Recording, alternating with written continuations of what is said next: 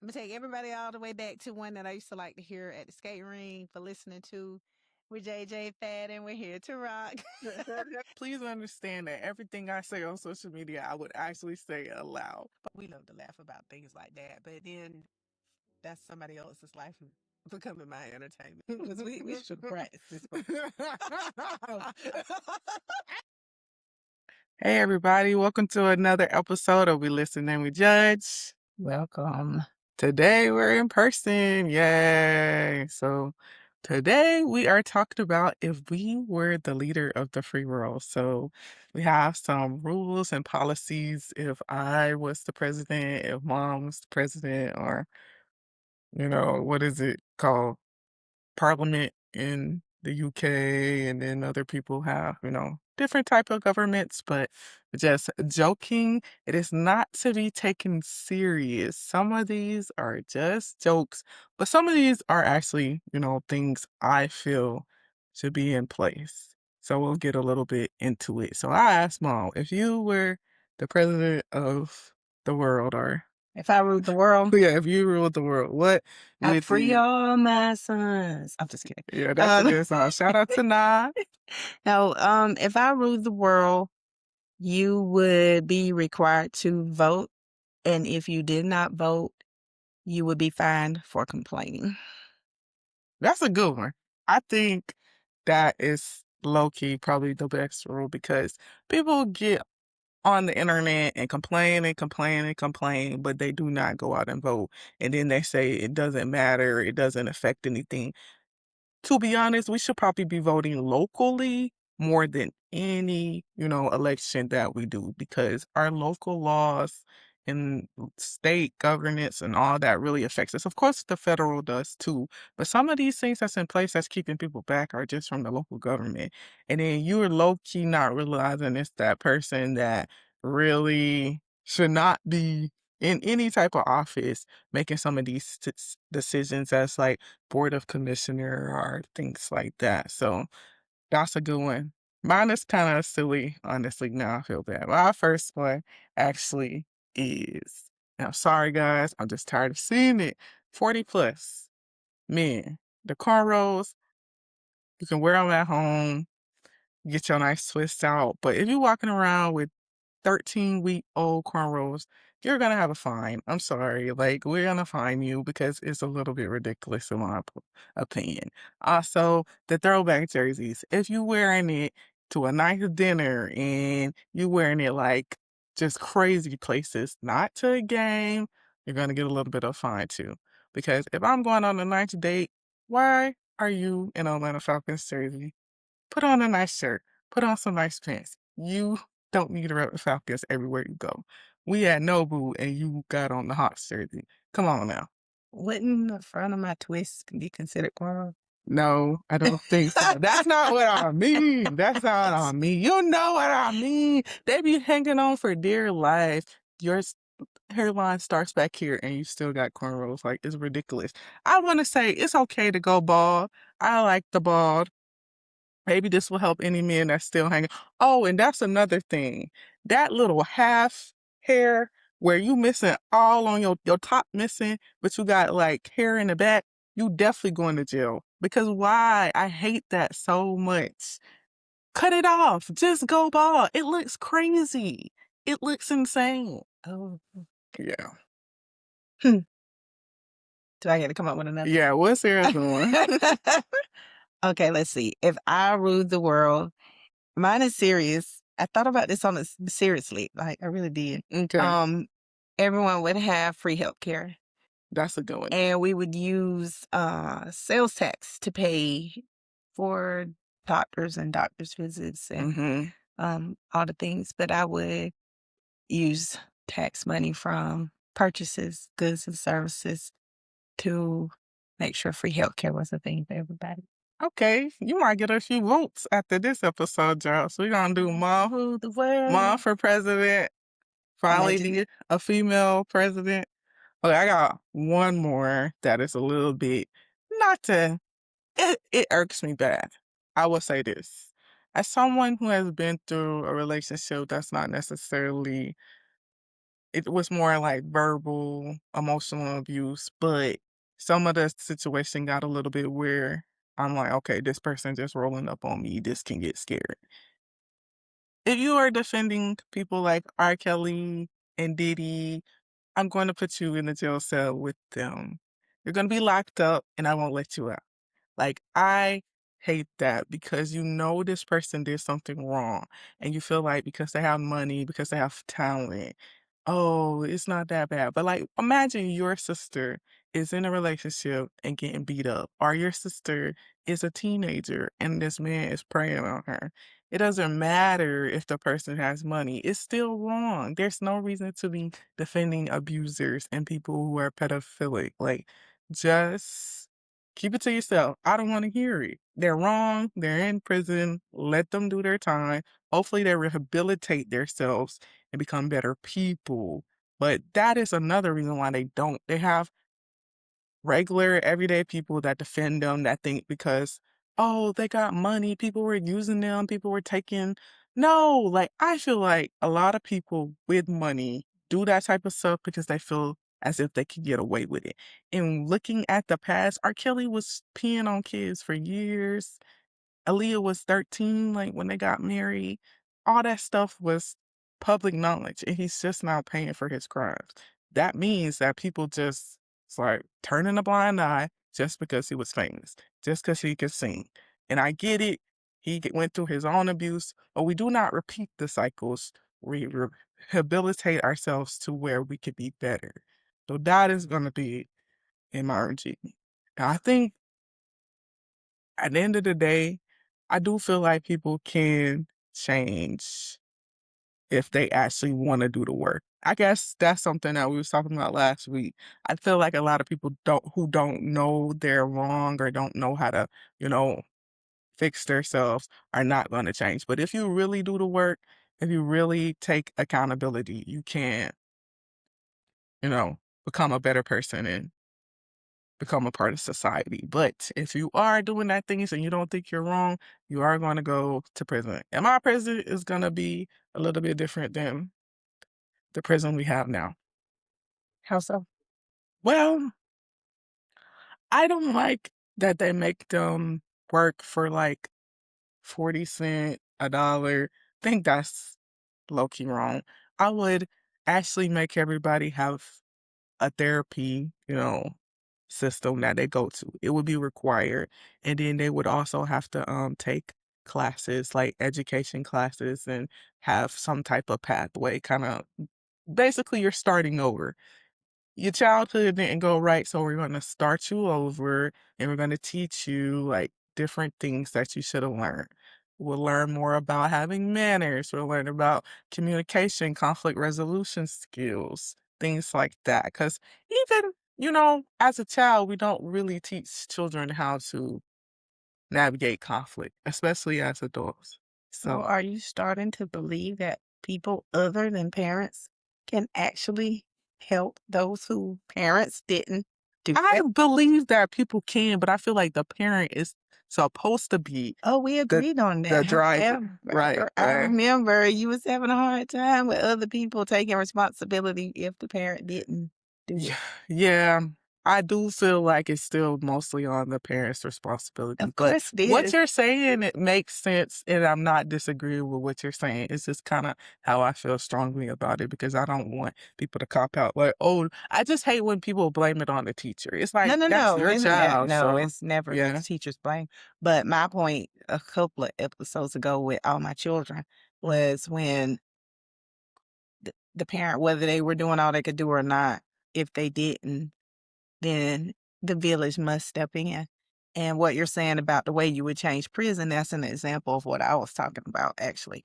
It's like if it didn't happen, it doesn't mean it shouldn't happen, is my point. That was my whole point. Even not to take away any responsibility from the parent, but if Mhm. the parent didn't do it or couldn't do it or didn't have the tools to do it, then it still needs to happen But because even people need an then opportunity to be productive members of society, no matter who was initially responsible. even then, I felt like you were right, is that I do have another viewpoint of it. But I Well, do. well, now I'm hearing that viewpoint I told you because were that's pretty right much what I on was the saying too. episode. We don't have to go on the playback because I I said think we you're need to right. play back. It I took me the said whole you're right episode though to get you there. multiple, but I still say you're right. At the end of the day, I got it. And now that we talked about it and you reiterated it, I'm like, okay, well, let's try it in the new free world by Brody. That didn't work then. Yes. You made it. I can be taught things and I can take accountability. Actually, when people don't take accountability, that's a 50-cent fine too in my new country. So hopefully y'all learn to take some accountability before I become president. Now, who gets to be the accountability police? It's gonna be different people that have, sense. We're gonna test them. They can't just get the job with an application. You gotta have a test. You gotta be in different scenarios and things like that. And once we realize, okay, you're fair, you're rational, we'll make it accountability. Will this be like Will Smith on Men in Black? Yeah, and yeah. Yeah. I need to pause for a second because I need to see what is that on the wall back there. It is absolutely catching my eye and driving me nuts. Sorry, audience. Is that the wall or is it our computer screen? It might be my computer screen. Okay. Yeah, sorry. I dropped it. Oh, okay. It was throwing me off fast. I was thinking something crawling on the wall. Yeah. If it cut off in the middle of this, just know I did drop it before I came here. I was trying to scramble, get on the road. Then I had a flat tire and up getting 2 new tires. Yeah. It took a lot to get here. Yeah. Okay, well, let me see. Do I have another if I ruled the world? If I ruled the world, maybe we would have less churches and more consolidation where people can come together. Because we have like one on every block now. Like, is there a reason why people can't get along enough to us that have like within a certain mile radius of churches or whatever? Well, sometimes it turns into a cult. That ain't where I was going with that. I was thinking like my thought process was when you pool your resources together, you could do more good for the community. Yeah. And I think when you have like buildings with only 5 members, you're paying electricity and all the things that keep the building going. And then there's a building like right down the block who's also paying electricity and bills to keep things going. Then one on the next corner around the block. And if we all believe the same thing. Yeah, you should Yeah. commingle. I do Or agree with that. consolidate so that we can do more good for the community. Yeah, that's a good point. Or like, okay, even if you do have a lot of disagreements, maybe you and your congregation have 11 a.m. service, and then the other people the next Sunday have their service. Because some people do first and third, and then the other people can do second and fourth. So at least that would help with less buildings. Yeah, You it would see help what with I'm saying? that, but that people still not coming together. Well, our Is people, this is a question for the listening audience. Do we have so many because a family got mad and left a church and started a new one? Like, really, why do we? And it's an honest question. It's an honest and sincere question. I'm not trying to start a mess, but I do want to know, like, why do? Well, and maybe it's just in the South, or maybe it is everywhere. Where on every corner there's a church right down the street from another church. And if they're both Baptist churches or both primitive Baptist churches or Methodist churches or But whatever. is the difference between primitive Baptist and Presbyterian and I only know what I've been told because I ain't really studied it, but primitive Baptist is like, I think they believe in like predestination. oh, Maybe. I need to look well, at yeah, don't quote me and don't come for me in any comments because I said I'm what? y'all do need to separate if that's the case. I'm not sure. No, Go back. I'm not sure. I don't know. I don't know. No shade. It's how I need y'all alone, Bill. No, I don't know. I don't know. I'm gonna say I don't know. Okay. I don't know the difference. But that is my question. Now, if I ruled the world, is there any way we could consolidate and that way we could better use resources for the community? I think if I ruled the world, I think teaching would be a higher salary. I do believe that, like you're saying, we do need good people that's educating the children. and can deal with some of these issues such as conflict resolution and teaching kids life skills. Like you said, if they're not getting at home, school would be the next place.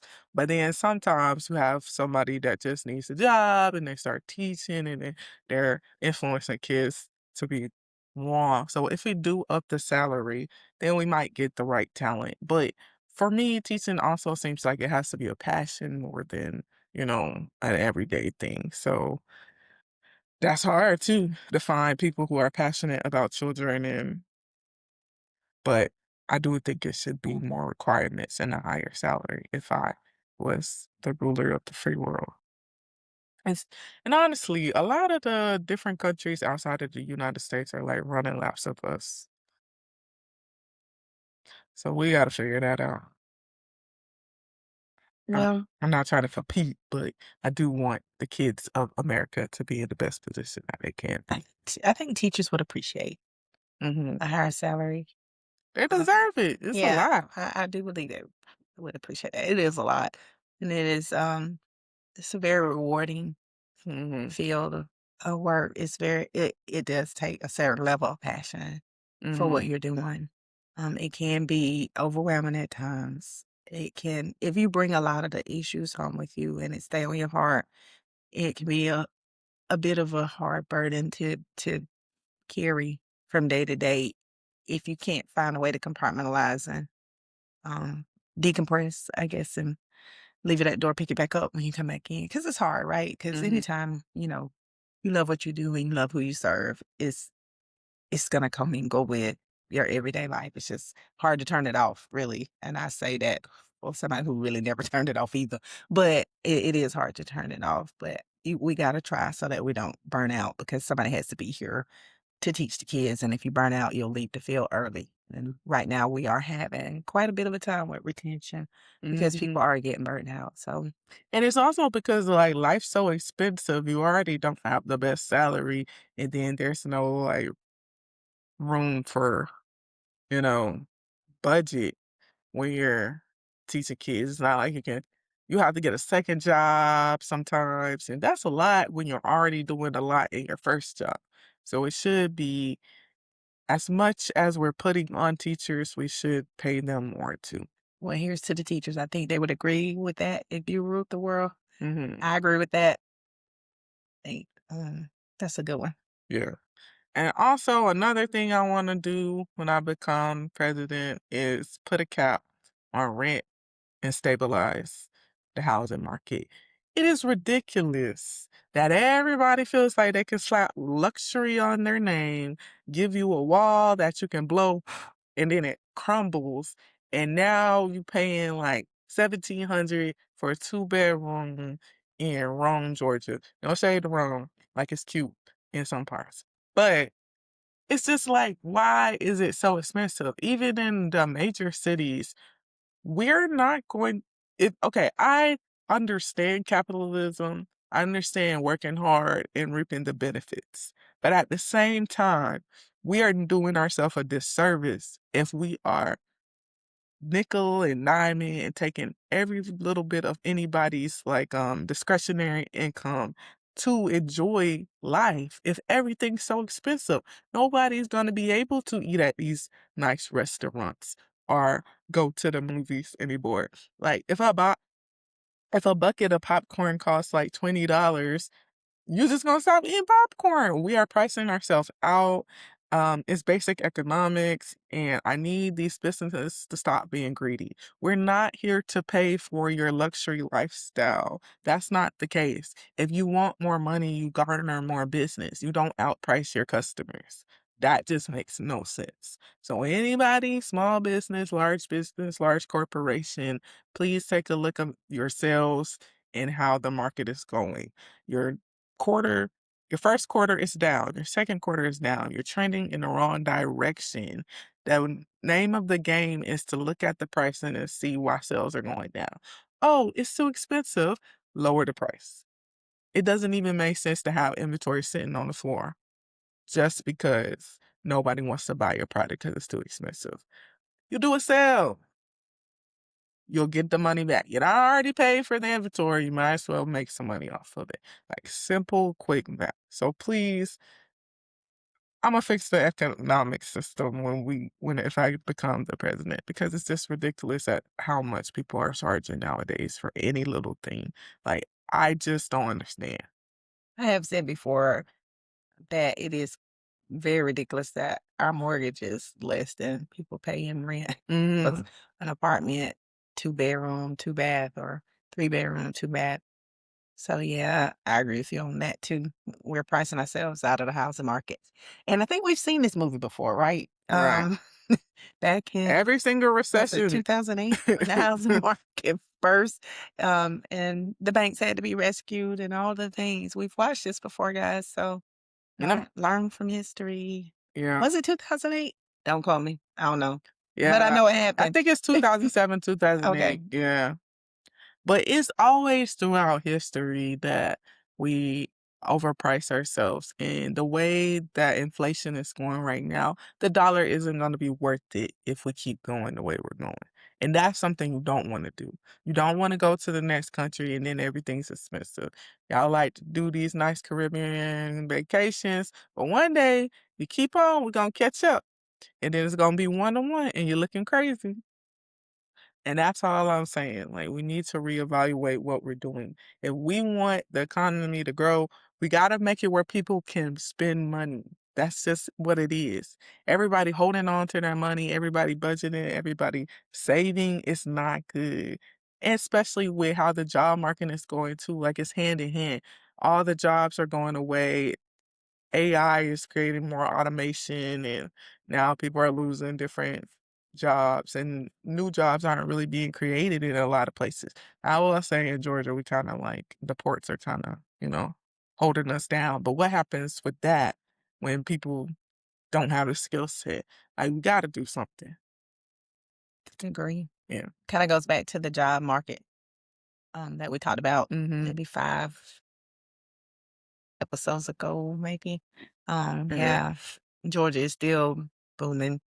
More than 5, huh? Yeah. A long time ago. I have no sense of time right now. But Georgia is a growing, booming market, but at some point you can't peak. So gotta be careful with that. And we don't want to hit a valley. I really don't want to go in that position. So yeah. What's your next one? I don't know if I want to rule the world anymore. Let me think. It's getting a little bit stressful to rule the world. Yeah. So yeah. I don't think I have another one. My main one was if you don't vote, you can't complain, and you will pay to complain. Go vote or hush. Was my big one. And don't say your vote doesn't change anything, because if everybody who says my vote won't change anything, go vote, and you can change some stuff. Right. Well, I think my last one is old abandoned buildings and old abandoned hotels. I believe that we should have a collective that deposits money towards rehabilitating that for the homeless. I think we gotta do more socialism. Don't hate me. But when people are down and out and on their luck and they really need help, we should do more to help them. That's just how I believe. Like, I wish I could do more. I'm hoping one day I'm in a position to really help people. Hopefully one day we listen and we judge bros up and we can give a scholarship to like young girls that want to go in media, our business, our education, because that's 3 of our lanes. But at the end of the day, we can do more for those who can't do for themselves. So, And those things I can do, I like to quietly do. I don't advertise it. If I know somebody is in need, sometimes I'll do what I can if I know about it. But yeah, you're right. It'd be good if we had philanthropist type money. yeah. You can do what you can here and there, but you still got like a lot of bills to pay. But Right. if you could be a philanthropist and give to causes to help people, I think that'd be great. Yeah. All right. So vote Brandy for president or vote Mom for president in the next 4 years. I'm good on being president in the next 4 years. I'll be ready probably by 42, to take over. Vote Brandy. I just want to play along with if I rule the world. I don't want to rule the world. Okay. So we're about to parlay into judging you. And this time, I actually have one. Woohoo! I need to insert a clapping right there, but we just Are gonna you really gonna pretend. answer the clap right there? No, Oh, but I'm saying we're gonna pretend that I did, like, cause let me just clap. yay, nobody ever asked me any. Well, okay, let me disclaimer: people do ask me things all the time, but the things they ask me I can't share because it's privacy. Like everybody always saying HR ladies are messy, so I can't share people's woes and foes and things like that. But this one was about a personal question. So someone asked me about investing, and I told them, I'm not Miss Investor, I'm not stock market exchange, but I do a little something something. They just wanted to know, how I did it and wanted me to help them with theirs. And I do say, for the most part, if you're younger, older, anybody in between, make sure you have a Roth IRA. That's a good one to go ahead and invest in because it is the tax up front.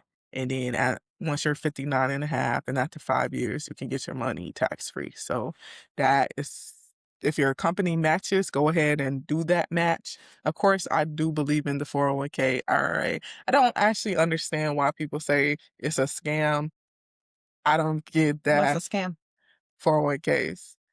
I see on the internet people say it's a scam. It's actually not a scam. Lots of people use that as a retirement fund. But then the person was talking about getting rich. And I was like, okay, if you want to get rich, you need to look at other That's the avenues. stock market. Yeah. You need to look at, you know, mutual funds and CDs and high yield savings. Another way people get rich is real estate. Um, those are the things that's gonna get you to, you know, the big money.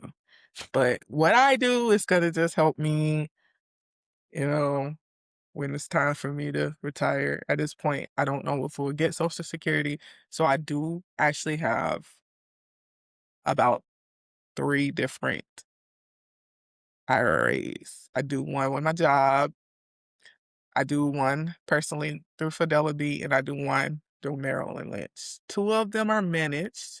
I wanted to see what they could do because I was on the phone with them, and they were asking me about my strategy, and they saw that I did some investments, and I was just doing what I learned in international financial management. And your girl got some gains, so I was holding my own, but they were like, "We could do better." So I'm like, "Okay, let's see what you could do. Now you done put me in a loss, but I'm just gonna let you have it since the economy is doing bad.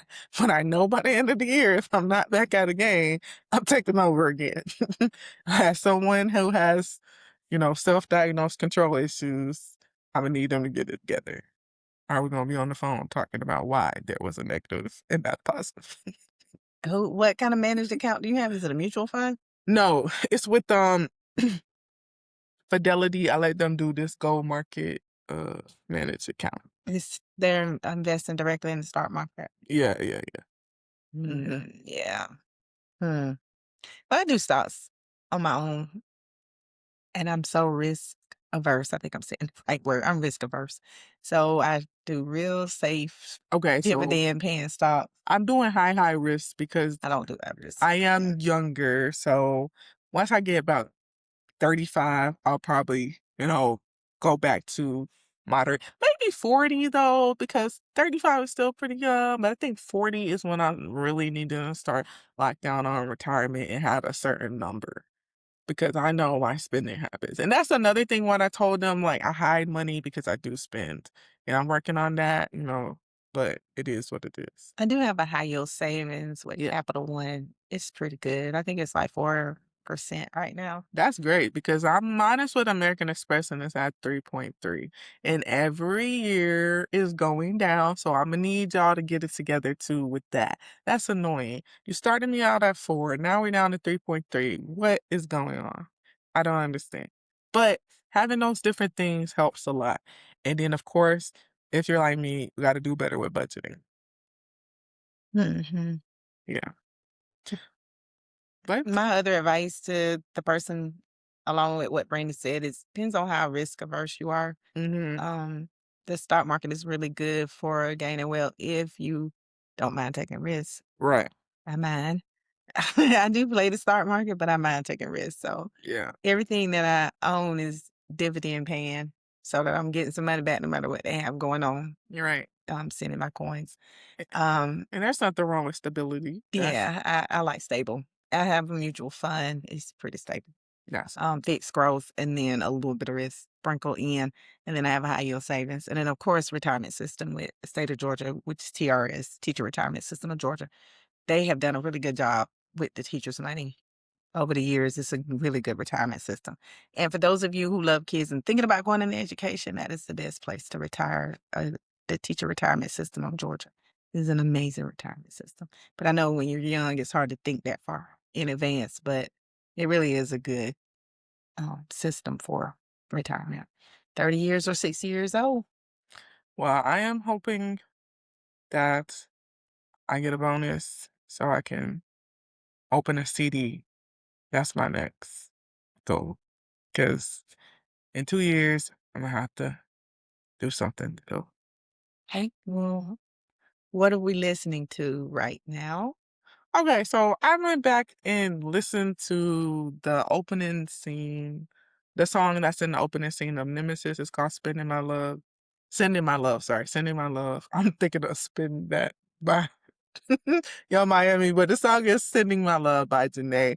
And the reason why that's my listening to is because I was thinking about the opening scene and I was thinking about the ending scene. And I think that song goes for both because in the lyrics, it talks about going home to you. And I'm like, oh, and I actually think it's for both Coltrane and Isaiah. So if you watch the full series, go back, look at the opening scene, listen to the song, then look at the ending scene and see if you understand what I'm talking about. Because maybe I'm thinking too deep about it, but when I was watching it on TikTok and listening to it, I was like, this reminds me of that last scene. So, Hey, I've been listening to In Vogue.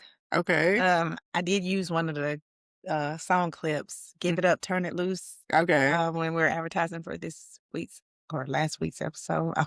I'm in a time warp. I need to get it together. But "Give It Up, Turn It Loose," "Don't Go," "Free Your Mind," and the rest will follow. "Be Colorblind," "Don't Be So Shallow." They have some pretty good hits. And the harmony is Chef's Kiss. So if you are feeling nostalgic and want to hear some really good harmony, some bops and some slow tunes, In Vogue, check them out. All right. Well, let me go listen to Bo. It's been a while. It's hard to get 5 sisters on one track, so they did that. Well, we will see you guys next time on We Listen and We Judge. Is 5 of them or 4? Oh, I don't know. I thought it was 5. Anyway, yeah, don't quote me. It might have been 4. I thought it was 5, but yeah, maybe it's 4. I only see 4 people in my brain, but Okay. yeah. It's probably 4 then. That's more your generation anyway, so Yeah, for sure. yeah. We used to try it, but we could never stay in whatever tune we were supposed to be in, harmonizing. Did they do a cameo on A Different World? That's Was that them maybe. at Ron's club? What season? Like a later season? Mm-hmm. Well, it was when Ron owned that Possibly, club. because they had some really good guests. Yeah, I think they were. Yeah. Okay. All right, guys. Well, don't forget to vote for me for president. Running for president. And we'll see you guys next time on We Listen and We Judge. Take care.